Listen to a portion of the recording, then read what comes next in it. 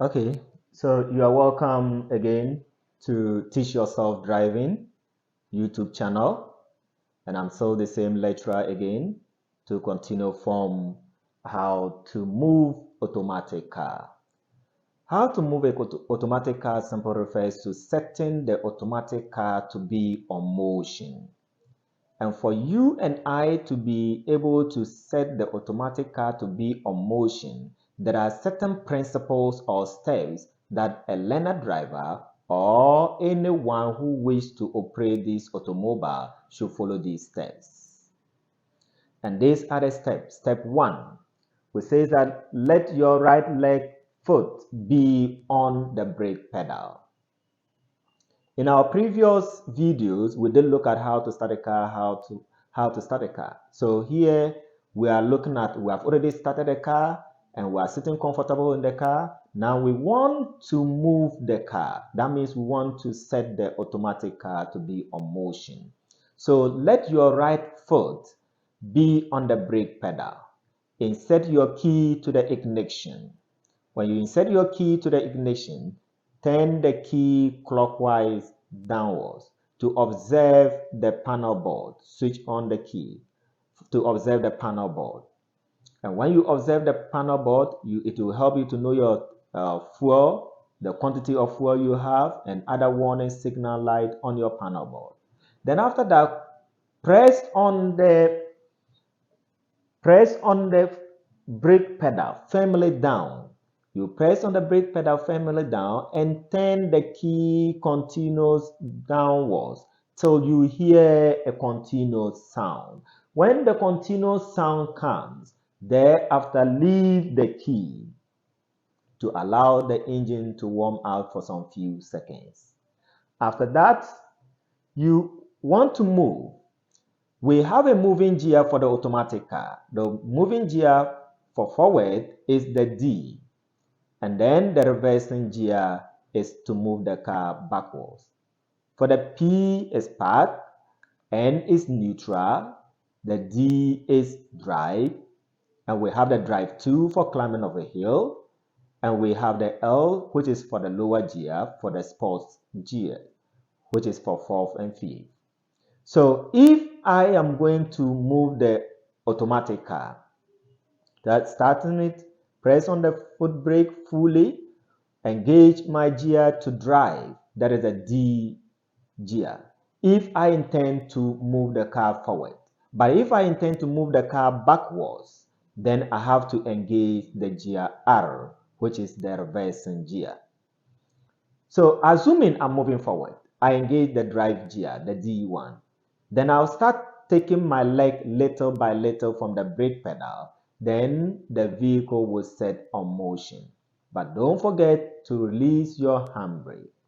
So these are the various steps that one follows to move the automatic car. So that is the various steps that one should take to move the automatic car. I go over again for my learners, drivers in the class to be able to get it easy, because automatic car is now dominating in the whole world. And as a matter of fact, many people are even scared of operating the manual car, and both men and women are now moving into this automatic car operation. And it is necessary for them to know the various steps so that to make it very easy for every learner and every operator of the automatic car to be able to use it and operate it effectively without causing harm or injury to other road users. So as I said, step one, let your right leg be on the brake pedal, fully down.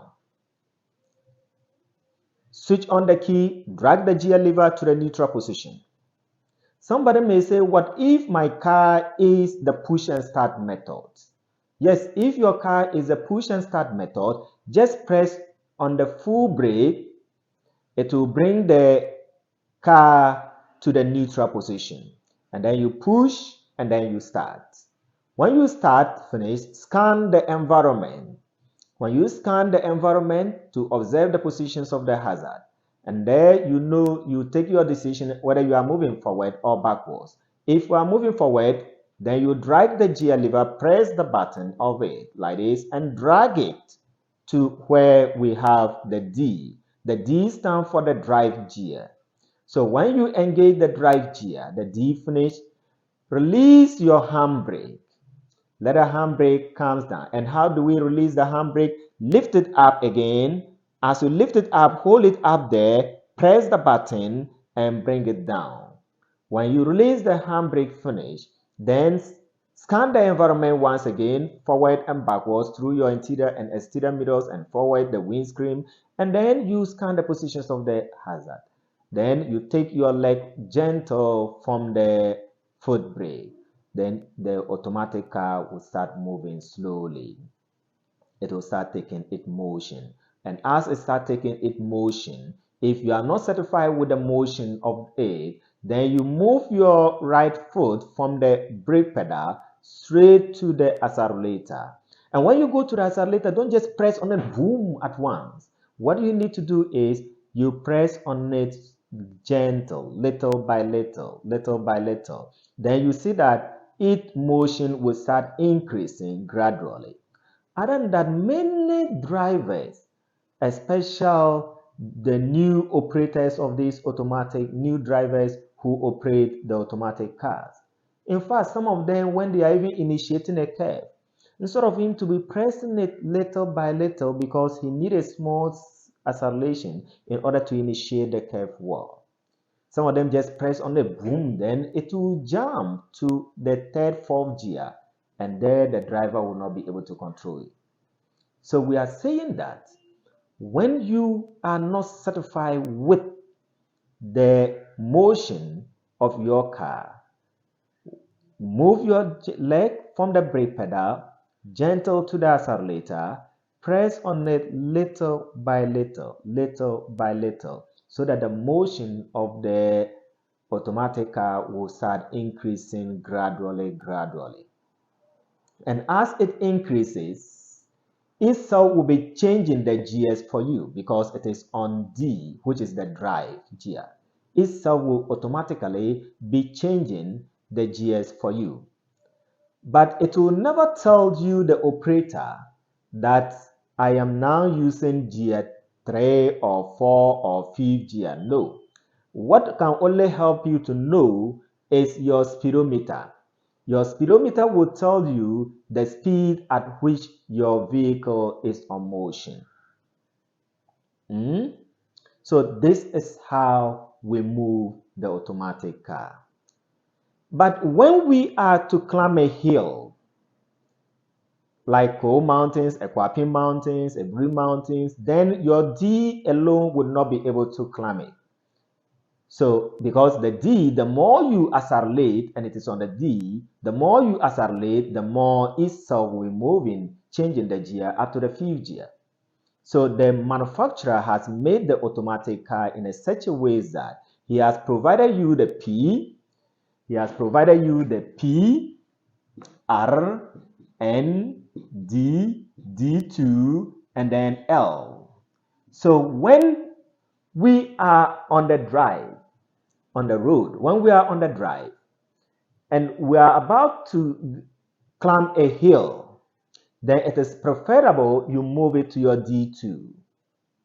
And when you move it to your D2, it is true that some cars may not have D2 and the L, but they may have X and B.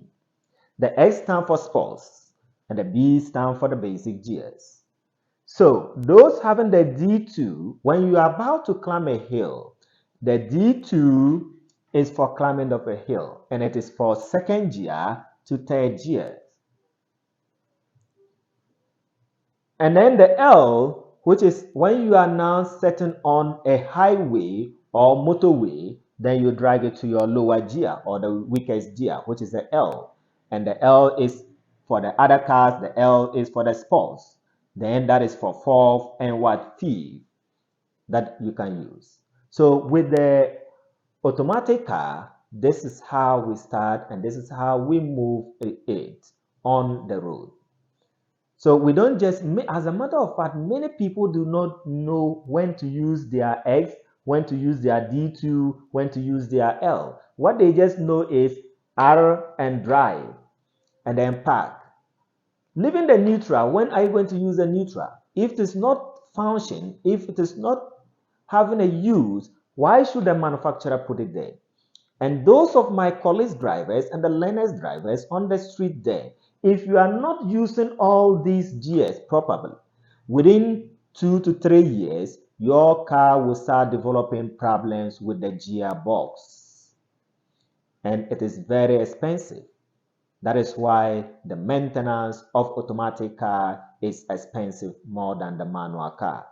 And my colleagues drivers on the street there and my learners drivers, I sincerely plead with you that keep on watching Teach Yourself Driving YouTube channel, and you can see how I operate my automatic car when it comes to the practical. So we are basing on the theory.